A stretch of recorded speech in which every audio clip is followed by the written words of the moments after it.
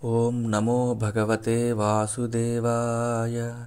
శ్రీమద్భాగవత మహాపురాణము దశమస్కంధము పూర్వార్ధము మొదటి అధ్యాయము. శ్రీ మహావిష్ణువు భూదేవిని ఓదార్చుట, దేవకీ వసుదేవుల వివాహము. కంసుడు దేవకీదేవి యొక్క 6 పుత్రులను వధించుట. పరీక్షిన్ మహారాజు నుడివెను. పూజ్య మహర్షి సుఖబ్రహ్మదేవ, నీవు ఇంతవరకును సూర్య చంద్ర వంశ మహారాజుల చరిత్రములను గూర్చి విపులముగా తెలిపితివి. అవి అత్యద్భుతములు. యదు మహారాజు ఎంతయో ధర్మస్వభావము గలవాడు. ఆ సుప్రసిద్ధ వంశమునందు తన యంశయైన బలరామునితో గూడి అవతరించిన శ్రీ మహావిష్ణువు శ్రీకృష్ణుని యొక్క వైభవ ప్రాభవములను గురించి వినుటకు కుతూహలపడుచున్నాను. దయతో వివరింపుము. ఆ శ్రీహరి విరాట్ పురుషుడు, సకల ప్రాణులలో అంతర్యామి అయి ఉండువాడు, సత్పురుషులను రక్షించుచుండెడువాడు. అట్టి పరమాత్మ యదువంశమును ఉద్భవించి చేసిన ఘనకార్యములను, ప్రదర్శించిన లీలలను సవిస్తరముగా తెలుపుము. ఆ పరమపురుషుని యొక్క దివ్య గుణములు మహిమాన్వితములు, సుఖావహములు, మధురాతి మధురములు. అట్టి గుణములను విషయవాంఛల నుండి విముక్తులైన మహాత్ములు నిరంతరము కీర్తించుచుందురు. అయినను వారికి తనివిదేరదు. అవి ముముక్షువుల అంటే మోక్షమును గోరువారి భవరోగములను రూపుమాపునట్టి దివ్యౌషధములు. విషయాసక్తులైన వారికి కూడా అవి వీణుల విందు గావించుచు మనస్సులను ఆహ్లాదపరచుచుండును. అట్టి భవ్య గుణములను కీర్తించుటకు విముఖుడైన వాడు పశుఘాతియే అనగా ఆత్మఘాతియే. యుద్ధమున కౌరవ పక్షమున నిలిచిన భీష్మాదులైన అతిరథులు దేవతలను కూడా జయింపగల సమర్థులు. అట్టి భీష్మాదులు అనేది తిమింగలములతో గూడినది కౌరవ సైన్యమనడి సాగరము. అపారమైన ఆ సైన్య సముద్రమును దాటుట ఎట్టి వారికైనను అసాధ్యము. కానీ నా పితామహులైన పాండవులు కృష్ణ భగవానుని పాద పద్మముల నుండి నౌకను ఆశ్రయించి ఆ సాగరమును గోష్పాదమును వలె అంటే ఆవు డెక్కతో ఏర్పడిన గుంటను దాటినట్లు అవలీలగా దాటిరి. సుఖమహర్షి, నా శరీరము కౌరవుల పాండవుల ఉభయ వంశములు వంశాంకురము నిలబడుటకు మూలము. అది నా మాతృగర్భమునందు ఉన్నప్పుడే అశ్వత్థామ ప్రయోగించిన బ్రహ్మాస్త్రముచే అంటే బ్రహ్మశిరో నామకాస్త్రముచే దగ్ధమైనది. అట్టి స్థితిలో మా తల్లి అయిన ఉత్తర కృష్ణ పరమాత్మను శరణుజొచ్చినది. ఆ పురుషోత్తముడు తన సుదర్శన చక్రమును చేబూని మా జనని గర్భమున ప్రవేశించి నన్ను పరిరక్షించెను. మహాత్మా, జ్ఞాన సంపన్న ఆ విరాట్ పురుషుడు సకల ప్రాణుల యొక్క లోపలను వెలుపలను విలసిల్లుచుండును. అతడు కాలస్వరూపుడై నిమిషములు, గంటలు, దినములు మున్నగు రీతిలో కాలరూపమును పొంది ఆత్మదృష్టి గల జ్ఞానులకు మోక్షమును ప్రసాదించుచుండును. బాహ్య దృష్టి గల అజ్ఞానులకు జనన మరణ క్లేశములతో కూడిన సంసార బంధములను కల్పించుచుండును. అంటే సకల ప్రాణుల యొక్క అంతఃకరణమునందు అంతర్యామిగానున్న భగవంతుడు వారికి అమృతత్వమును, జీవమును ప్రసాదించుచుండును. అట్లే వెలుపల కాలస్వరూపుడై వారిని మృత్యుముఖమునకు చేర్చుచుండును. అనగా అంతర్దృష్టితో ఆ అంతర్యామిని ఉపాసించుచుండెడి ఆత్మజ్ఞానులకు ఆ స్వామి మోక్షమును ప్రసాదించుచుండును. విషయసుఖ తత్పరులై కేవలము బాహ్య దృష్టి గల అజ్ఞానులకు జనన మరణ రూపమైన మృత్యువునే కల్పించుచుండును. అంటే విషయసుఖములు అంటే కులములు, కీర్తి ప్రతిష్టలు, ఉన్నవాడు లేనివాడు అంటూ తారతమ్యములతో దేవుడిని మరచి దేవుడి యొక్క మంచి గుణములను వినుట, మాట్లాడుట మరచి బాహ్య సుఖముల ఎందే ఉన్నవాడికి మృత్యువునే కల్పించుచుండును. అట్టి ప్రభువు మానవ రూపములో ప్రతీతుడగుట ఆయన యొక్క లీలా విశేషమే. ఐశ్వర్యమాధుర్య విలసితములైన ఆ స్వామి లీలలను వర్ణింపుము. మహాముని బలరాముడు రోహిణి తనయుడని నీవు ఇదివరకు తెలిపియుంటివి. అనంతరము ఆయనను దేవకీ పుత్రులలో ఒకడుగా పేర్కొనియుంటివి. ఒకే శరీరముతో మరి ఒక శరీరము ధరింపకుండా 2 తల్లులకు కుమారుడెట్లయ్యను? అసురులకును ముక్తినిచ్చువాడు, భక్తులకు తన వాత్సల్యమును పంచి ఇచ్చువాడు అయిన శ్రీకృష్ణ భగవానుడు తన తండ్రి ఇంటి నుండి అంటే మధుర నుండి గోకులమునకు రేపల్లెకు ఎందులకు చేరెను? భక్తవత్సలుడైన ఆ యదువంశ శిరోమణి నందాది గోపాలులతో ఎచ్చటెచ్చట నివసించెను. బ్రహ్మదేవుని పరమశివుని శాసింపగల ఆ ప్రభువు కేశవుడు గోకులమునందును మధురలోను వనర్చిన లీలలు ఎట్టివి? శివుడు కేశవుడు ఇద్దరూ ఒక్కరే. జై శ్రీహరి శ్రీమన్నారాయణ శివయ్య. ఆ ప్రభువునకు సాక్షాత్తుగా మేనమామ అయినందున కంసుడు వదార్హుడు కాడు గదా. మరి ఎలా చంపెను? సచిదానంద స్వరూపుడైన శ్రీకృష్ణుడు మానవ రూపమును ధరించి యదువంశతులతో గూడి ద్వారకా నగరమునందు ఎంతకాలము నివసించెను? సర్వశక్తిమంతుడైన ఆ ప్రభువునకు ఎంతమంది భార్యలు ఉండిరి? మహాముని, శ్రీకృష్ణుని లీలలను గూర్చి నేను అడుగని వానిని కూడా విపులముగా తెలుపుము. ఎలయన సర్వజ్ఞుడైన నీవు అందులకు సమర్థుడవు. నేను శ్రద్ధగా వినగోరుచున్నాను. వాటిని వినుటకై నేను మిగుల కుతూహలపడుచున్నాను. మహాత్మా, నీ ముఖారవిందము నుండి జాలువారుచున్న శ్రీహరి కథామృతమును త్రాగుచునుట వలన నా మనస్సు పరవశించిపోవచున్నది. విష్టుడనై ఉన్న నన్ను దుస్సహమైన ఆకలి దప్పులు కూడా ఏమాత్రము బాధించుటలేదు. సూతుడు వచించెను. సూత మహర్షి, సౌనక మహర్షి పరీక్షిత్తు యొక్క సముచితమైన అభ్యర్థనను ఆలకించి భాగవత శిరోమణి అయిన మహాత్ముడకు సుఖయోగి సవిస్తరముగా తెలుపుటకు ప్రారంభించెను. ఆ స్వామి యొక్క వృత్తాంతము కలి కల్మషములను రూపుమాపునట్టిది. జై శ్రీహరి. వక్తల యొక్క శ్రోతల యొక్క పాపములను అంతరింపజేయునట్టిది. శ్రీ శుకుడు నుడివెను. మహారాజా, వాసుదేవుని కథలేడ నీకు గల నిష్ఠ, అభిరుచి మిగుల ప్రశంసింపదగినది. వాటిని చక్కగా వినవలెను అని నీ నిశ్చయ బుద్ధి సముచితమైనది. శ్రీకృష్ణుని కథలను గూర్చిన ప్రస్తావనలు ప్రశ్నించు వారిని, ప్రవచించడి వారిని, భక్తి శ్రద్ధలతో వినుచున్న స్త్రీ పురుషులను ఆ శ్రీహరి పాదముల నుండి ఉద్భవించి పునీతమైన గంగా జలముల వలె పవిత్రం చేయును. రాజ్యాధికారములను పొందిన దైత్యులు, రాక్షసులు గర్వోన్మత్తులై లక్షల సంఖ్యలో భూమండలమును ఆక్రమించిరి. వారి భారమును తట్టుకొనలేక భూదేవి రక్షణ కొరకై గోరూపమున బ్రహ్మదేవుని శరణుజొచ్చెను. ఆ దేవి కిన్నురాలై ఆక్రందించుచు దైన్యముతో బొటబొట కన్నీరు కాచుచుండెను. ఆమె ఆ బ్రహ్మను సమీపించి ఆయనకు తన గొడును విన్నవించుకొనెను. అంతటా బ్రహ్మదేవుడు ఆమె బాధను సావధానముగా ఆలకించెను. అనంతరము అతడు ఆ భూదేవితో, శంకరునితో, తదితర దేవతలతో కూడి క్షీరసాగరం తీరమునకు చేరెను. శ్రీ మహావిష్ణువు సకల దేవతలకును ఆరాధ్య దైవము, జగద్రక్షకుడు, భక్తుల యొక్క క్లేశములను తొలగించి వారిని అనుగ్రహించు ప్రభువు. అట్టి పరమపురుషుని గూర్చి బ్రహ్మదేవుడు ఏకాగ్రచిత్తుడై పురుష సూక్త మంత్రముల ద్వారా ప్రస్తుతించెను. పిమ్మట బ్రహ్మదేవుడు సమాధి స్థితి యందు అశరీరవాణిని విని అనంతరము దేవతలతో ఇట్లనెను.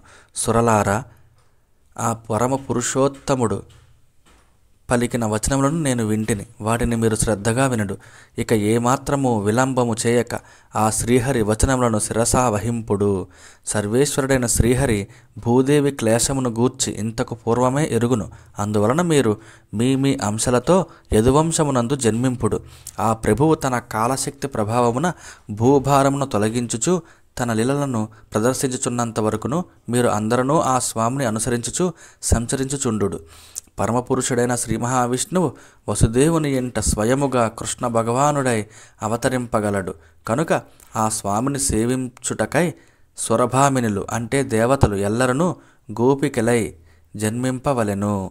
1000 పడగలు గల ఆదిశేషుడు అనంతుడు ఆ శ్రీహరి యొక్క అంశయే. అతనికి కర్మఫలములు అనుభవించుట కొరకై జన్మించుచున్నవాడు కాడు. శ్రీహరి కృష్ణుడై అవతరింపక ముందే ఆ అనంతుడు ఆ స్వామికి ప్రియములైన కర్మలను ఆచరించుటకై ముందుగా అవతరించును. విష్ణోర్మాయా భగవతి జయా సమ్మోహితం జగత్ ఆదిష్ట ప్రభునాంశేన కార్యార్థే సంభవిష్యతి. భావం: జగత్తును మోహములో ముంచివేయునట్టి యోగమాయ ఆ హరి అధీనములో ఉండి మసులుకొనుచుండును. ఆ దివ్యమాయ స్వామి ఆదేశానుసారము ఆయన లీలలను కార్యరూపమున సఫలమొనర్చుటకై దైవాంశముతో ప్రాదుర్భవించుచుండును. జై శ్రీహరి. శ్రీ శుకుడు వచించెను. పరీక్షిన్ మహారాజా, ప్రజాపతులకు నాయకుడు సృష్టికర్తయు అయిన బ్రహ్మదేవుడు దేవతలను ఈ విధముగా ఆదేశించి భూదేవికి ఊరట గూర్చెను. అనంతరము అతడు తన సత్యలోకమునకు వెళ్ళెను. పూర్వకాలమున యదువంశ ప్రభువైన శూరసేనుడు మధురా నగరమున నివసించుచుండెను. ఆ రాజు మాధుర దేశ వాసులను, శూరసేన దేశ ప్రజలను చక్కగా పరిపాలించుచుండెను. యాదవ మహారాజులకు అందరికీ ఆ మధురాపురము రాజధాని అయి ఉండెను. ఆ పట్టణమే సర్వేశ్వరుడైన శ్రీహరికి అవతార స్థానము అయినది. ఒకానొకప్పుడు సూర్యుని కుమారుడైన వసుదేవుడు ఆ మధురా నగరమునందే దేవకీదేవిని పెండ్లియాడెను. అనంతరము అతడు తన భార్యతో కూడి స్వగృహమునకు చేరుటకై రథమునందు ఆసీనుడయ్యను. ఉగ్రసేన మహారాజు కుమారుడైన కంసుడు తన చెల్లెళ్లకు దేవకికి ప్రీతిని కూర్చుటకై సారథి అయి రథాశ్వముల కళ్ళెములను చేబూనెను. ఆయన రథమును పెక్కు బంగారు రథములు అనుసరించియుండెను. కూతురుపై ప్రేమానురాగములు గల దేవకుడు ఉగ్రసేనుని సోదరుడు, దేవకికి తండ్రి, బంగారు ఆభరణములతో అలంకరింపబడిన 400 ఏనుగులను, 15,000 గుర్రములను, 1800 రథములను, చక్కని వస్త్రాభరణములను అలంకరించుకొనిన సుకుమారులకు 200 మంది దాసీలను దేవకీదేవికి ఆ ప్రయాణ శుభ సమయమున కానుకలుగా ఇచ్చెను. ఆ ప్రయాణ సంతోష సమయమున నవవధూవరులకు మంగళసూచకముగా శంఖములు పూరింపబడినవి. తూర్యఘోషలు, మృదంగ ధ్వనులు, డంకానాదములు మిన్నుముట్టినవి. మార్గమున ప్రయాణమును కొనసాగించుచుండగా రథాశ్వముల పగ్గములను పట్టుకొని ఉన్న కంసునితో ఆకాశవాణి ఇట్లు పలికెను. మూర్ఖుడా, నీవు రథముపై తీసుకొని వెళ్ళుచున్న ఈ దేవకీదేవి యొక్క అష్టమ సంతానము నిన్ను హతమార్చును. కంసుడు మిగుల క్రూరుడు. అతడు భోజవంశజులలో అధముడు, వంశమునకే మచ్చదెచ్చినవాడు.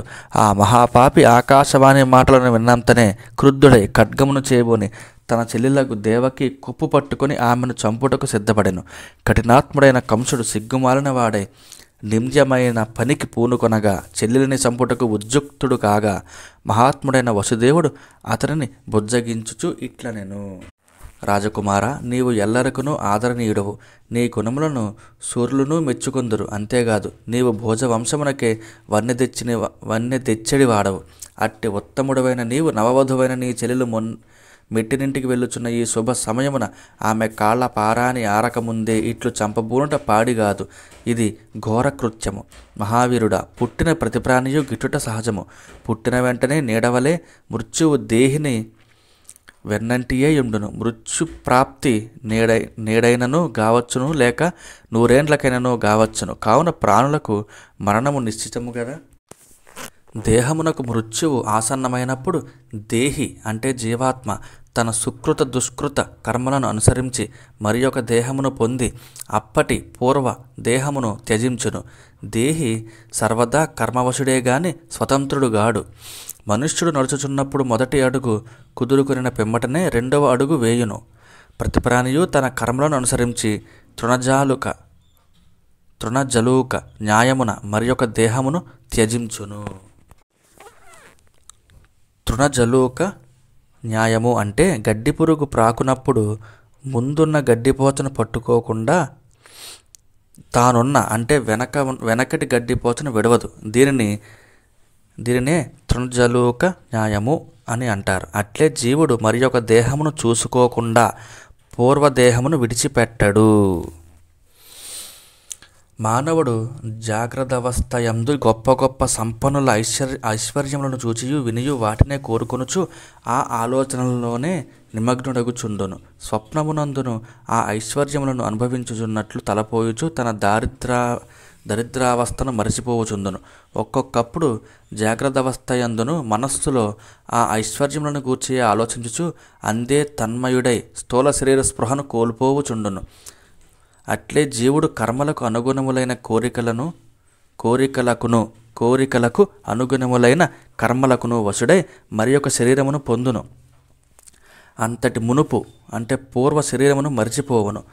జీవుని మనస్సు సంకల్ప వికల్ప రూపములైన పెక్కు వికారములకు కేంద్రము. దేహావసాన సమయమున అది అనేక జన్మల సంచిత ప్రారబ్ధ కర్మల వాసనలకు అధీనమై ఒప్పుచుండును. అప్పుడు మాయార్జితమైన త్రిగుణాత్మకమైన పాంచభౌతిక శరీరముల యందు ఏదో ఒక దానిని గూర్చి చింతించుచు అందు లీనమగును. ఫలితముగా తరువాతి జన్మలో ఆ శరీరమునే పొందుచుండును. జలముతో నిండిన కుంటలు మొదలగు వానిలో కుంటలు, చెరువులు, నదులు, సముద్రములు మున్నగి వానిలో సూర్య చంద్రాదుల బింబములు ప్రతిఫలించుచుండును. గాలి తాకిడికి వాటి అందలి నీళ్లు కదులుచున్నప్పుడు ఆ బింబములు కూడా కదులుచున్నట్లు తోచుచుండును. అట్లే జీవుడు, ప్రాణి తన కర్మల ఫలితముగా ఏర్పడిన లభించిన శరీరముల యందు అజ్ఞాన కారణమున హర్ష శోకాదులను అనుభవించుచున్నట్లు భ్రమపడుచుండును. వాస్తవముగా జీవునకు ఎట్టి చలనము ఉండదు. రాజకుమార, అందువలన తన క్షేమమును, తన శుభలాభములను కోరుకునేవాడు ఎవడైనను ఎవ్వరికి నీ ద్రోహమును చేయరాదు, ద్రోహమును తలిపెట్టనే రాదు. ఏలనన ఇతరులకు ద్రోహము చేయువాడు ఈ లోకమున తన శత్రువులకును పరలోకమున భగవంతునకును భయపడవలసి వచ్చును. కంస, నీవు దీనుల ఎడ కనికరము గలవాడవు. ఈ దేవకి నీ తోబుట్టువు, పైగా అమాయకురాలు. ఈ దీనురాలు నీకు కుమార్తె వంటిది. అంతేకాదు, క్రొత్త పెండ్లి కూతురు కనుక నీవు ఈమెను చంపదగదు. శ్రీ శుకుడు పలికెను. పరీక్షిన్ మహారాజా, ఈ విధముగా వసుదేవుడు ప్రశంస మొదలగు అనునయ వచనముల తోడను భయాదిభేద నీతి తోడను ఎంతగా నచ్చజెప్పినను ఆసుర ప్రవృత్తి గల ఆ కంసుడు తన సంకల్పము నుండి మారలేదు. అంతటా వసుదేవుడు కంసుని క్రౌర్యమును, దేవకిని చంపుటకై అతడు వహించిన పట్టుదలను గమనించాను. పిమ్మట అతడు ఏదో విధముగా తన భార్యను మృత్యువు నుండి రక్షించుటకై సమయస్ఫూర్తితో ఇట్లు నిశ్చయించుకొనెను. తెలివిగలవాడు తన బుద్ధిబలమును అనుసరించి యథాశక్తి మృత్యువును తప్పించుకున్నట్టుకై ప్రయత్నింపవలను. ఎంతగా ప్రయత్నించినను మృత్యు అనివార్యమే అయినచో అట్లు ప్రయత్నించుటలో దోషమే మాత్రమూ లేదు. అందువలన మున్ముందు మాకు కలగబో పుత్రులను మృత్యురూపుడైన ఈ కంసునకు అప్పగించేదనని ప్రతిజ్ఞ చేసి ప్రస్తుతము ఈ దీనురాలిని రక్షించుకొందును. ఇక ముందు మాకు పుత్రులు కలిగినను ఈ లోపలనే ఈ కంసుడు మృత్యువు పాలైనను కావచ్చును. కనుక ఇప్పుడు నేను ప్రతిజ్ఞ చేసినను దాని వలన కలిగిడి ప్రత్యవాయము అనగా పాపము గాని దోషము గాని ఏమీ ఉండదు. అంతేగాక ఇందులకు విపరీతముగా కూడా జరగవచ్చును. నా కుమారుడే ఇతనిని చంపవచ్చును. ఏలయన విధి నిర్ణయమును మార్చుట ఎవ్వరికి తరము కాదు కదా.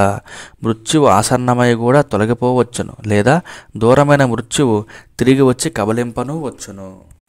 వనమునందు అగ్ని ఒక్కొక్కసారి సమీపముననే ఉన్న వృక్షములను దహింపక దూరముగానున్న చెట్లను గాని గృహములను గాని కాల్చివేయవచ్చును. దానికి అదృష్టమే తప్ప వేరొక కారణము కనపట్టదు. అట్లే ప్రాణుల జనన మరణములకు గల హేతువు కూడా ఊహించ సఖ్యము గానిది. కావున దేనికైనాను అదృష్టమే ప్రబల కారణము. వసుదేవుడు ఈ విధముగా తన బుద్ధి బలమును బట్టి తర్కించుకొనెను, నిశ్చయించుకొనెను. పిమ్మట అతడు పాపాత్ముడైన పాపకర్మకు పూనుకొనిన కంసుని సాదరముగా కొనియాడుచు తన నిశ్చయమును అతనికి సమ్మతమగునట్లు చేయదలిచెను. వసుదేవుడు తన నిశ్చయమునకు తమకు కలుగబో పుత్రులను అప్పగించు విషయమున లోలోన ఎంతయో ఖిన్నుడగుచుండెను, బాధపడుచుండెను. అయినను అతడు ప్రయత్నపూర్వకముగా ప్రసన్న వదనుడై కనిపించుచు ఎగ్గు సిగ్గులు లేని క్రూరుడగు కంసునితో దరహాసపూర్వకముగా ఇట్లు నుడివెను. సౌమ్య, మాపై ప్రేమానురాగముల గల బావా, ఆకాశవాణి పలుకులను బట్టి చూచినచో ప్రత్యక్షముగా ఈ దేవకి వలన నీకు ఎట్టి భయము ప్రమాదము లేదు గదా. ఈమెకు కలగనున్న పుత్రుల వలననే గదా నీకు భయము. కనుక వారిని అందరినీ పుట్టిన వెంటనే నేను నీకు సమర్పించదను. శ్రీ శుకుడు వచించెను. వసుదేవుడు సత్యసంధుడని కంసుడు ఎరుగును. అతని పలుకులు సహేతముగా ఉండుట వలన కంసుడు తన చెల్లెలిని వధించుట విరమించుకొనెను. అందులకు వసుదేవుడు ఎంతో సంతోషించి అతనిని ప్రశంసించి భార్యాసహితుడై తన గృహమున ప్రవేశించెను. సాధ్వీమణి అయిన దేవకీదేవి కాలక్రమమున ప్రతి సంవత్సరము ఒక్కొక్క పుత్రుని చొప్పున వరుసగా 8 మంది పుత్రులను కనెను. పిదప ఒక కుమార్తెను కూడా ప్రసవించెను. వసుదేవుడు తన వాగ్దానము ప్రకారము మొదటి సంతానమైన కీర్తిమంతుని కంసునకు అప్పగించెను. ఆ సమయమున అతడు పొందిన మనోవేదన దుర్భరమైనది. అయినను వాగ్దాన భంగ పాపమునకు మిగుల విహ్వలుడై అతడు అట్లు వనర్చెను. పరీక్షిన్ మహారాజా, సత్యసంధులైన సత్పురుషులు ఎంతటి ఆపదనైనను తట్టుకొనగలరు. జ్ఞానులకు ఐహిక సుఖముల ఎడ ఏమాత్రము అపేక్షయే ఉండదు. నీచులు కార్యాకార్య విచక్షణ లేనివారై ఎంతటి అకృత్యములకైనను పాల్పడుచుందురు. నిరంతరము తమ హృదయములయందు భగవంతుని నిలుపుకొని యుండెడి జితేంద్రియులు దేహ సంబంధమైన వాటిని అన్నింటినీ తృణప్రాయముగా త్యజింపగలరు. రాజా, కంసుడు వసుదేవుని సత్యనిష్టకు అబ్బురపడెను. సుఖదుఖములను సమానముగా భావించడి అతని యొక్క నిశ్చలత్వమునకు ఎంతయో సంతసించెను. పిమ్మట అతడు నవ్వుచూ వసుదేవునితో ఇట్లనెను. బావా, ఈ పసివారిని నీవే తీసుకుని వెళ్ళము. వీరి వలన నాకు ఎట్టి భయమూ లేదు. మీకు కలుగబోవు 8వ సంతానము వలన నాకు మృత్యుభయము ఉండునని గదా ఆకాశవాణి పలికినది. కంసుని మాటలకు సమ్మతించి వసుదేవుడు తన కుమారుని తీసుకుని వెళ్ళిపోయాను. కానీ కంసుడు మిగుల దుష్టుడు, పైగా మనస్సు నిలకడలేనివాడు. ఏ క్షణముననైనను అతని బుద్ధి మారవచ్చును, కనుక అతని వలన ఎప్పుడు ఏమి ముంచుకొని వచ్చునో ఏమో అని భావించి వసుదేవుడు అతని మాటలను నమ్మలేక తృప్తి పడకుండెను. రాజా, ఒకానొకప్పుడు నారద మహర్షి కంసుని కడకు వచ్చి ఇట్లనెను: కంస, గోకులమునందు ఉండెడి నందుడు మొదలగు గోపాలురు, వారి భార్యలు, వృష్ణివంశమునకు చెందిన వసుదేవుడు మొదలగు వారు, యదువంశమునకు చెందిన దేవకి మొదలగు స్త్రీలు, నంద వసుదేవుల యొక్క ఉభయ వంశములకు చెందిన జ్ఞాతులు, బంధుమిత్రులు అందరూ దైవాంశ సంభూతులు. నిన్ను సేవించుచున్న వారందరూ అసురులు, అసురీ సంపద గలవారు. అసురీ స్వభావముతో భూమికి భారమయ్యొప్పడి ఈ దైత్యులను వధించడి ప్రయత్నము దేవతల వలన జరుగుచున్నది. నారద మహర్షి ఈ విషయములను తెలిపి వెళ్ళిపోయాను. పిదప కంసుడు యాదవులు అందరూ దైవాంశ సంభూతులే అనియు తనను చంపుటకై శ్రీ మహావిష్ణువు దేవకీదేవి గర్భమును అవతరించుననియు తలంచెను. అందువలన అతడు వెంటనే దేవకీ వసుదేవులను సంకెళ్లతో బంధించి చెరసాల యందు ఉంచెను. దేవకీ వసుదేవులకు కలిగిన పుత్రుల వలన తనకు అరిష్టములు కలుగునని శంకించి పుట్టిన వారిని పుట్టినట్లుగా చంపివేశెను. రాజా, లోకములో తరచుగా రాజ్యకాంక్ష వ్యామోహములో బడిన రాజులు ఎవరి వలన ఎట్టి ప్రమాదము వచ్చి పడినోయను శంక కలవారై తమ ప్రాణములపై గల తీపితో యుక్తాయుక్తములను మరచి సోదరులను, బంధుమిత్రులను, కడకు తల్లిదండ్రులను సైతము క్రూరముగా చంపివేయుచుందురు. కంసుడు పూర్వజన్మలో తాను కాలనేమి అను రాక్షసుడనియు అప్పుడు శ్రీ మహావిష్ణువు చేతిలో తనకు మృత్యువు సంభవించిననియు నారదుని వలన ఎరిగియుండెను. ఆ కారణముగా అతడు యాదవుల ఎడ విరోధ భావమును పెంచుకొనెను. పిమ్మట బలశాలి అయిన కంసుడు యదు, భోజ, అంధక వంశములకు అధిపతియు తనకు తండ్రియు అగు ఉగ్రసేనుని చెరసాలలో బంధించెను. పిమ్మట అతడు సోరసేనాది రాజ్యములను స్వయముగా పరిపాలింపసాగెను. జై శ్రీహరి. 2వ అధ్యాయము. శ్రీ మహావిష్ణువు దేవకీదేవి గర్భమున ప్రవేశించుట, దేవతలు ఆ ప్రభువును స్తుతించుట. శ్రీ శుకుడు రుడివెను: పరీక్షిని మహారాజా, కంసుడు మిగుల బలవంతుడు, పైగా మగధ దేశాధిపతి అయిన జరాసంధుడు అతనికి బాసటగా నిలిచియుండెను. ఇంకను ప్రలంబుడు, బకుడు, చానూరుడు, తృణావర్తుడు, అఘాసురుడు, ముష్టికుడు, అరిష్టుడు, ద్వివిధుడు, పోతన, కేసి, ధేనుకుడు మొదలగు వారు ఆయనకు సహాయకులుగా ఉండిరి. అంతేగాక బాణుడు, నరకాసురుడు మొదలగు అసురీ ప్రకృతి గల మహారాజులు ఆయనకు తోడుగా ఉండిరి. వారందరితో కూడి కంసుడు యాదవులకు ఉపద్రవములను, కష్టనష్టములను కలిగింపదొడంగెను. అంతట యాదవులు కంసాదుల ఆగడములకు తట్టుకొనలేక కురు, పాంచాల, కేకయ, సాల్వ, విదర్భ, నిషద, విదేహ, కోసల మొదలగు దేశములలో తలదాచుకొనిరి. కంసుని జ్ఞాతులలో కొంతమందికి అతని దుష్ప్రవర్తన నచ్చకున్నను వారు తమ విముఖత్వమును బయల్పడనీయక అతని మనస్సును ఎరింగి సేవింపసాగిరి. కాలక్రమమున దేవకీదేవికి కలిగిన మొదటి 6 శిశువులను కంసుడు చంపివేశను. పిమ్మట శ్రీ మహావిష్ణువు యొక్క తేజోంశమైన అనంతుడు ఆదిశేషుడు 7వ సంతానముగా దేవకీ గర్భమున ప్రవేశించెను. అప్పుడు దేవకీదేవి మరల తాను గర్భవతి అయినందులకు సంతోషించుచునే కంసుని వలన రానున్న ప్రమాదమునకు భయపడుచూ దుఃఖపడసాగాను. అంతటా విశ్వరూపుడైన శ్రీమన్నారాయణుడు తననే రక్షకునిగా నమ్ముకొనియున్న యాదవులకు కంసుని వలన కలుగుచున్న భయమును గుర్తించి యోగమాయను ఇట్లు ఆదేశించెను: యోగమాయాదేవి, శుభప్రదులారా, నీవు గోపాలురకు, గోవులకు నిలవయ్యున్న వ్రజభూమికి వెంటనే వెళ్ళుము. నందుని పాలనలోనున్న ఆ గోకులమునందు వసుదేవుని భార్యయగు రోహిణి గలదు. వసుదేవుని యొక్క ఇతర భార్యలను కంసునకు భయపడి రహస్య ప్రదేశములలో ప్రచ్ఛన్నముగా నివసించుచున్నారు. నా అంశయైన ఆదిశేషుడు దేవకీ గర్భస్థుడై ఉన్నాడు. నీవు ఆ గర్భస్థ శిశువును తీసుకుని వెళ్ళి నందగోకులమున గల రోహిణీదేవి గర్భమునందు ఉంచుము. శుభస్వరూపిణి, నేను షడ్గుణైశ్వర్య సంపదలతో కూడిన నా అంశతో దేవకీదేవికి పుత్రుడనయ్యదను. నీవు నందగోపుని ప్రత్నియగు యశోదాదేవి యందు జన్మింతువు. అప్పుడు నీవు మానవుల యొక్క సకల వాంఛలను ఈడేర్చుటకు సమర్థురాలవు అగుదువు. ఈ విషయమును ఎరింగినట్టి ఆ జనులు సమస్త మనోరథములను తీర్చునట్టి నిన్ను ధూప దీప నైవేద్యాదులతో అర్చించెదరు అంటే యోగమాయాదేవి శుభప్రదురాల, నీవు గోపాలురకు గోవులకు నెలవై ఉన్న వ్రజభూమికి వెంటనే వెళ్ళుము. అక్కడ నందుని పాలనలో ఆ గోకులమునందు వసుదేవుని భార్యయగు రోహిణి ఉన్నది. నా అంశయైన అంటే శ్రీ మహావిష్ణువు అంశయైన ఆదిశేషుడు దేవకి గర్భస్థుడై ఉన్నాడు. నీవు అంటే ఆ యోగమాయని, నీవు ఆ గర్భస్థ శిశువును తీసుకుని వెళ్ళి నందగోకులమున గల రోహిణీదేవి గర్భమునందు ఉంచుము. నేను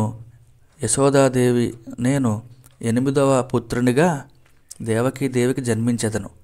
నీవు నందగోపుని పత్నియగు యశోదాదేవి యందు జన్మింతువు. అప్పుడు నీవు మానవుల యొక్క సకల వాంఛలను ఈడేర్చుటకు సమర్థురాలువు అగుదువు.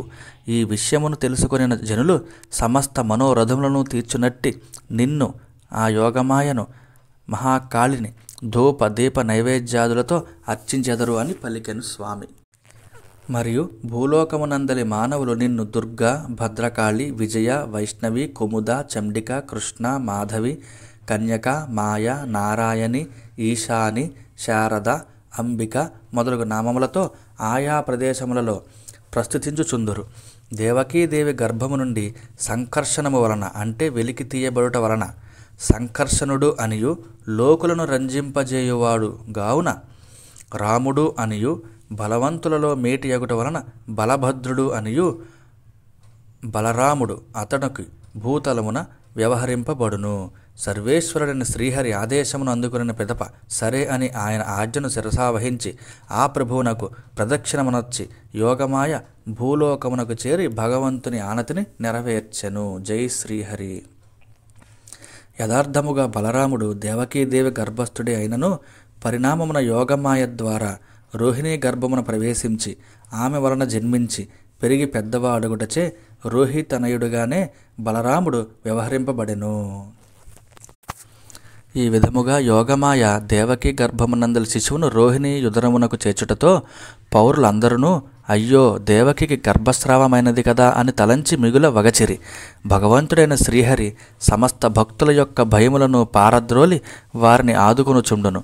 ఆ విశ్వరూపుడు వసుదేవుని మనస్సునందు తన అంశతో ప్రవేశించెను.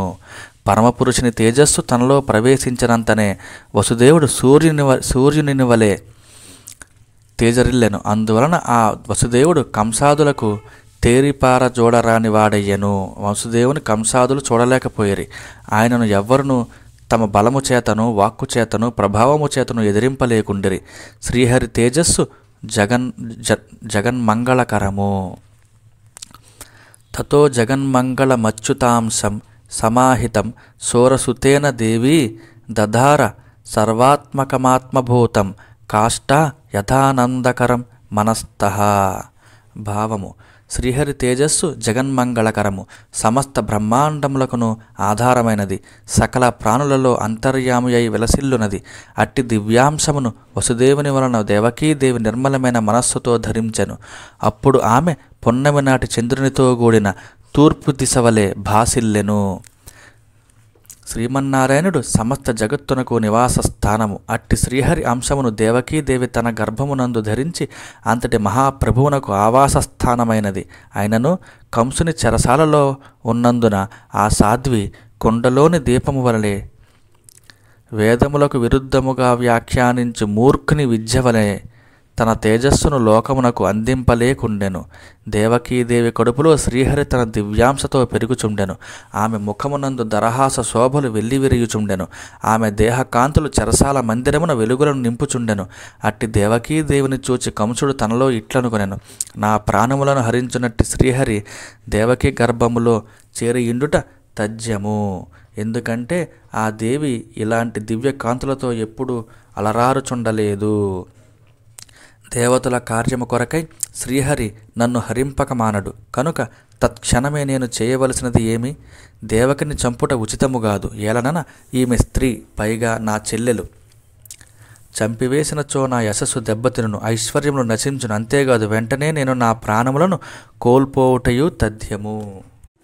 వివేకరహితుడై క్రూర కార్యములకు పాల్పడువాడు జీవించియున్నను మృతప్రాయుడే యగును. చచ్చిపోయిన పిమ్మట అతనిని లోకము తిట్టిపోయెను. అంతేగాక అతడు దేహాభిమాని, దేహమే ఆత్మయనుకొనువాడు పొందిడి నరక యాతనలకు గురియగును. ఇది ముమ్మాటికి నిశ్చయము. కంసుడు దేవకిని వధింపగలిగియుండియు తన క్రూరాలోచనలను మానుకొని ఆ ప్రయత్నము నుండి వెనుదిరిగెను. అతడు భగవంతుడైన శ్రీహరియడ వైరభావమును వేడక ఆ స్వామి జన్మించుటకై అనుక్షణము నిరీక్షించుచుండెను. శ్రీహరిపై గల వైర కారణముగా కంసునకు ఇతర ధ్యాసయే లేకుండెను. తిరుగుచున్నను, ఆహారము తినుచున్నను, పానీయములను త్రాగుచున్నను, అటునిటు కదులుచున్నను, కూర్చొనియున్నను, లేచినను, ఎంతయాల నిరంతరము ఎంతకును చల్లారిని పగతో అతడు శ్రీహరిని తలంచుచుండెను. ఈ జగత్తంతయును హరిమయమే అని అతనికి అనిపింపసాగెను. పిమ్మట బ్రహ్మదేవుడు, పరమశివుడు, ఇంద్రాది దేవతలు, నారదాది మహర్షులు తమ అనుచరులతో గూడి అతడికి వచ్చి దేవకీదేవి గర్భస్థుడై ఉన్న ఎల్లర కోరికలను తీర్చువాడగు శ్రీహరిని ఇట్లు ప్రస్తుతించిరి. సత్యవ్రతం సత్యపరం త్రిసత్యం సత్యస్య యోనిం నిహితం చ సత్యే సత్యస్య సత్యమృత సత్యనేత్రం సత్యాత్మకం త్వాం శరణం ప్రపన్నా. భావం: దేవాదిదేవ, నీవు సత్య సంకల్పుడవు. నీ సంకల్పమునకు తిరిగేయుండదు. సత్యజీవనమే నిన్ను పొందుటకు మార్గము. నీవు త్రికాలముల యందును సృష్టి స్థితి లయ కాలముల యందును వెలుగొందుచుండువు. నీవు పంచమహాభూతముల అంటే భూమి, నీరు, అగ్ని, వాయువు, ఆకాశముల పుట్టుకకు కారణమైన వాడవు. నీవు ఆ పంచభూతముల యందే వ్యాపించియుందువు. ఆ పంచభూతములు అంతరించిన పిమ్మట కూడా లయకాలమునందును విలసిల్లుచుందువు. నీ వాక్కులు వేదములు నిత్య సత్యములు. నీవు సకల ప్రాణులను సమానముగా చూచిటివాడవు, సమదృష్టి గలవాడవు. అట్టి నిన్ను మేము శరణుజొచ్చుచున్నాము. నీ మాయలోబడిన మూఢులు నిన్ను తమకు తోచిన రీతిగా భావించుచుందురు. జ్ఞానులు మాత్రము నిశ్చల చిత్తులై అన్ని రూపములు నీవే అని తలంచుచుందురు. సంసారము ప్రపంచము అనేది వృక్షమునకు మూల ప్రకృతియే పాదు ఆలవాలము. సుఖదుఖములు రెండును దీని ఫలములు. సత్వరజస్తమో గుణములు మూడును దీని వ్రేళ్ళు. ధర్మార్థకామ మోక్షములనడి చతుర్విధ పురుషార్థములు దీని రుచులు. త్వక్చక్షుశ్రోత్ర జిహ్వాగ్రానములు అను పంచేంద్రియములు దీనిని ఎరుగు సాధనములు. ఉత్పత్తి, అస్తిత్వము, వృద్ధి, విపరిణామము, అపక్షయము, వినాశము అను ఆరును దీని స్వభావములు. చర్మము, రక్తము, మాంసము, క్రొవ్వు, ఎముకలు, మజ్జ అంటే ఎముకల యందుండు జిడ్డు పదార్థము. శుక్రము అను 7 ధాతువులను దీనిపై పొరలు. పంచమహాభూతములను బుద్ధి, మనస్సు, అహంకారము అను 8 దీని కొమ్మ మొదళ్ళు అంటే 2 చేతులు, 2 పాదములు, శిరస్సు, కంఠము, వక్షస్థలము, జఠరము అను 8 దీని కొమ్మలు. నవరంధ్రములు దీని కోటరములు, తొర్రలు. దశప్రాణములు అంటే ప్రాణ, అపాన, వ్యాన, ఉదాన సమానములనడి మహాప్రాణములు 5ను. నాగ, కూర్మ, కృకర, దేవదత్త, ధనుంజయములు అను ఉపప్రాణములు 5ను. వెరసి 10 ప్రాణములు దీని పత్రములు. జీవుడు, ఈశ్వరుడు, జీవేశ్వరులు అను 2ను ఈ సంసార రూపవృక్షమున గల పక్షులు. ఈ సంసార వృక్షము యొక్క ఉత్పత్తికి నీవు ఒక్కడవే ఆధారము. ఈ విశ్వవృక్షము నీలోనే లయమగును. నీ అనుగ్రహము వలననే ఇది రక్షింపబడును. పామరులు అంటే మూఢులు నీ మాయలో చిక్కుకొని ఈ సత్యములను గ్రహింపజాలక నిన్ను బ్రహ్మాది నానా రూపములలో వేర్వేరుగా భావింతురు. కానీ తత్వజ్ఞాని మాత్రము అన్ని రూపముల యందును నిన్నే దర్శించును. దేవా, నీవు జ్ఞానస్వరూపుడమైన పరమాత్మవు. చరాచరాత్మకమైన జగత్తు యొక్క క్షేమము కొరకై పదే పదే పెక్కు రూపములను అవతారములను ధరించెదవు. నీవు ధరించడి ఈ రూపములు అప్రాకృతములు, శుద్ధ సత్వమయములు. ఇవి సత్పురుషులకు సుఖప్రదములు. దుష్టుల యొక్క దుష్టత్వమును రూపుమాపునట్టివి. శ్లోకం: పరిత్రాణాయ సాధూనాం వినాశాయ చ దుష్కృతాం ధర్మ సంస్థాపనార్థాయ సంభవామి యుగే యుగే. భగవద్గీత 4:8. కమలాక్ష, నిత్యానిత్య వస్తువు వివేకము గల జ్ఞానులు పరబ్రహ్మము శాశ్వతము, తక్కిన ప్రపంచమంతయును నశ్వరము అని ఎరింగిన వారు శుద్ధ సత్వ స్వరూపుడమైన నీయందే తమ చిత్తమును నిలిపి ధ్యాసను మరియొక వైపునకు పోనీయక నీ పాదములనిడి నీ పాదముల నీడి నావ సహాయమున నీ అనుగ్రహ ప్రభావమున ఈ సంసార సముద్రమును గోష్పాదమును వలె అనగా ఆవు దూడ గిట్టతో ఏర్పడిన గుంటను వలె అనాయాసముగా దాటగలుగుదురు. జ్యోతి స్వరూపుడమైన పరమపురుష, నీ కృప అపారమైనది. నిన్ను ఆశ్రయించిన వారిని నీవు అనుగ్రహించుచు కాపాడుచుందువు. నీ అనన్య భక్తులు పరమ భక్తులు జగత్తు యొక్క హితమును గోరుచు భయంకరమైన మిగుల దుస్తరమైన ఈ సంసార సముద్రమును తాము స్వయముగా దాటుటయేగాక నీ పాద పద్మముల నుండి నావను గురు పరంపర ద్వారా లోకమునకు అందించి నిన్ను చేరుచుందురు. మానవులు ఈ భవసాగరమును దాటుటకు నీ పాద సేవయే పరమ సాధనము. కమలనయన కలుషితమైన బుద్ధి గలవారు నీ యందు భక్తి లేని వారయ్యును తామునర్చిన డాంబిక సాధనాలతో ముక్తులమని భావించుచు విర్రవీగుచుందురు. నిజమునకు వారు బద్ధులే. ఒకవేళ వారు తపస్సు వంటి కఠినమైన సాధనముల ఫలితముగా కొంత ఉన్నత స్థాయిని సాధించినప్పటికీ త్రికరణ శుద్ధిగా భక్తిభావముతో నీ పాద పద్మములను ఆశ్రయించకపోవుట వలన పతనమగుచుందురు. జై శ్రీహరి. కానీ మాధవ, నీయందే బద్ధానురాగులైన నీ పరమ భక్తులు మాత్రము జ్ఞానాభిమానుల వలె తమ సాధన మార్గము నుండి పతనముగారు, అనగా నిన్ను సేవించడి మార్గమును వీడరు. ప్రభు, వారు ఎట్టి విఘ్నములను కలిగించడి వారినైనను దాటి నిర్భయముగా నీ మార్గమును అనుసరింతురు. ఏలయన అట్టివారికి నీవే రక్షకుడువు గదా. జగన్నాథ, నీవు నీ సంకల్ప మాత్రము చేతనే నీ జగత్తును రక్షింపగల సమర్థుడు అయినను నిన్ను ఉపాసించడి వారి ప్రయోజనము సౌలభ్యము కొరకై నీవు రజస్తమో గుణరహితమైన శుద్ధ సత్వ రూపమును దాల్చుచుందువు. ఫలితముగా నీ భక్తులు సాధకులు వేద ప్రతిపాదితములైన కర్మయోగము, అష్టాంగయోగము, తపస్సు, సమాధి అంటే ధ్యానము మొదలగు ప్రక్రియల ద్వారా నిన్ను సేవించెదరు. నీవు అవతరించుచుండుట వలన సాధకులకు వరప్రసాదమగును. సర్వేశ్వర శ్రీహరి. సర్వేశ్వర, నీ నిజస్వరూపము శుద్ధ సత్వమయము, స్వయం ప్రకాశకము. అట్లు కానిచో ఆ విజ్ఞానము వేర్వేరు దేవతలను ధ్యానించు వారి యొక్క అజ్ఞానజనితమైన భేదభావమును రూపుమాపునట్టి అపరోక్షానుభూతిని ఎవ్వరికి కలిగింపదు గదా. జగత్తులో దృశ్యమానములగు సత్వరజస్తమో గుణములు నీ ద్వారా మాత్రమే ప్రకాశితములు అగుచుండును. అయినను ఈ గుణముల ద్వారా ప్రకాశితములగు వృత్తుల చేత నీ స్వరూపము కేవలము ఊహింపబడునే గాని వాస్తవముగా బోధపడదు. నీ శుద్ధ సత్వమయ స్వరూపమును సేవించడం వలననే నీ అనుగ్రహ ప్రభావమున అది బోధపడును. ప్రభు, వేదవాక్యముల వలనను వేద ప్రమాణమును అనుసరించు మనస్సు ద్వారాను నీ స్వరూపము కేవలము అనుమేయమే అనగా అనుమాన ప్రమాణము ద్వారా మాత్రమే గ్రాహ్యము. ఏలయన వాటికి నీవు సాక్షివే గాని వాటి ద్వారా నీవు గోచరింపబడువాడవు గావు. కావున నీ గుణములు, జన్మలు, కర్మలు మొదలగు వాటి ద్వారా నీ నామ రూపములు నిరూపింపబడజాలవు. అయినను నీ భక్తులు ఉపాసనాది క్రియాయోగముల ద్వారా మాత్రమే నీ రూపమును దర్శింపగలుగుదురు. దేవా, నీ నామ రూపములు శుభప్రదములు.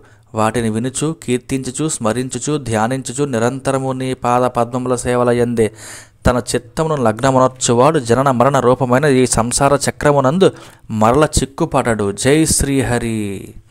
స్వామి, నిన్ను ఆశ్రయించిన వారి ఆర్తిని తొలగించువాడవు నీవు.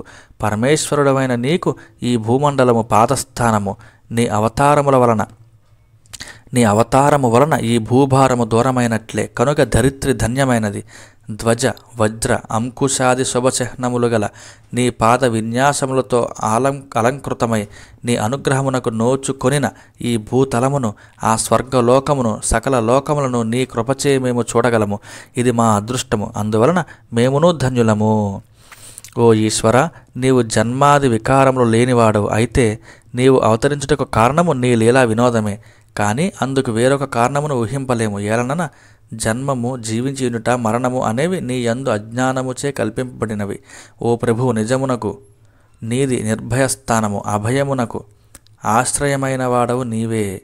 పరమేశ్వర, ఇంతకుముందు నీవు మత్స్య, హయగ్రీవ, వరాహ, నరసింహ, వామన, హంస, శ్రీరామ, పరశురామ మొదలగు అవతారములను ఎత్తి మమ్ములను ముల్లోకములను కాపాడితివి. అట్లే యదునందన, ఇప్పుడు ఈ భూభారమును తొలగించి మమ్ము కనికరింపుము. నీకు ప్రణమిల్లుచున్నాము. అనంతరము బ్రహ్మాది దేవతలు దేవకీదేవితో ఇట్లనిరి. తల్లి దేవకీదేవి, మానవ కళ్యాణము కళ్యాణముకై శ్రీ మహావిష్ణువు జ్ఞాన బల ఐశ్వర్యాది అంశాలతో స్వయముగా నీ గర్భమున చేరియున్నాడు. చావు మూడియున్న ఈ కంసునకు నీవు ఇంక ఎంత మాత్రము భయపడవలదు. నీ కుమారుడు యదువంశమునకు రక్షకుడు కాగలడు. శ్రీ శుకుడు నుడివెను. పరీక్షిన్ మహారాజా, బ్రహ్మ శంకరుడు మొదలగు దేవతలందరూ ఇట్లు స్తుతించిరి. ఆ పరమేశ్వరుని రూపము ఇట్టిది అని ఎవ్వరూ నిశ్చితాభిప్రాయమును తెలుపజాలకపోయిరి. ప్రతి ఒక్కరును తమ బుద్ధికి తోచినట్లు పేర్కొనదొడంగిరి. పిమ్మట వారు అందరూ తమ తమ స్థానములకు వెళ్ళిపోయిరి. జై శ్రీహరి.